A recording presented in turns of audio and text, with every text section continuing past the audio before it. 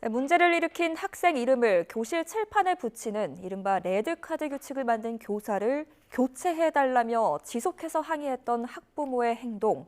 이런 행동은 교권 침해라는 대법원의 판단이 나왔습니다. 담임 교체 요구는 비상 상황에서 개선 노력이 이루어지지 않았을 때만 제한적으로 허용돼야 한다는 겁니다. 홍민기 기자입니다. 2021년 4월 초등학교 2학년 담임교사인 A씨는 수업 시간에 페트병을 가지고 노는 반 학생에게 주의를 줬습니다. 이후에도 같은 행동이 반복되자 A 교사는 학생 이름을 칠판 레드카드 부분에 붙였고 방과 후 10여 분 동안 교실을 청소하도록 했습니다. 그런데 바로 그날 학생의 학부모가 교무실로 찾아와 쓰레기를 줍게 한 것은 아동학대라며 담임 교체를 요구했고 교실에 있는 A 교사에게도 항의했습니다. 다음 날부터는 아이를 학교에 보내지 않고 A 교사가 병가를 냈을 때만 등교시키는 등 사실상 등교를 거부했습니다. 물병 사건이 있던 날부터 쏟아진 담임 교체 요구만 최소 8번에 학교 방문이나 문자, 전화 항의도 잇따랐습니다.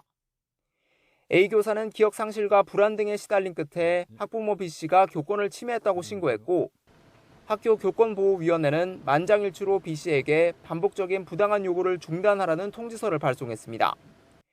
B씨는 이 처분에 불복해 소송을 냈는데 1, 2심 판결은 엇갈렸습니다. 1심은 반복적인 담임 교체 요구가 부당한 교권 침해라고 봤지만 2심은 레드카드 벌점제가 아동에게 창피를 주는 잘못된 교육이었다며 B씨 손을 들어준 겁니다.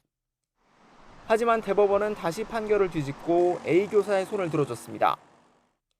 재판부는 학부모의 의견 제시는 교사를 존중하는 방법으로 이뤄져야 하고 만약 문제가 있더라도 무조건 담임 교체만 요구하는 것은 부당하다고 판단했습니다. 또 레드카드 벌점제를 비롯한 A 교사의 직무 수행도 정당한 교육 활동에 포함된다고 판시했습니다. 학부모의 담임 교체 요구는 교육 방법을 고치는 것만으로는 문제가 해결되지 않는 비상 상황에만 허용된다는 건데 대법원이 이런 법리를 내놓은 것은 이번이 처음입니다. 정당한 교육 활동에 대한 반복적이고 부당한 간섭은 허용될 수 없다는 점을 처음으로 명시적으로 선언한 판결입니다. B씨가 A 교사를 아동학대로 고소한 사건은 검찰에서 혐의가 인정됐지만 여러 사정을 참작해 기소유예 결정이 내려졌습니다. 대법원의 이번 판결은 이딴 교권 침해 사례와 교사들의 극단 선택으로 몸살을 앓는 일선 교육 현장에 적지 않은 영향을 미칠 것으로 보입니다. YTN 홍민기입니다.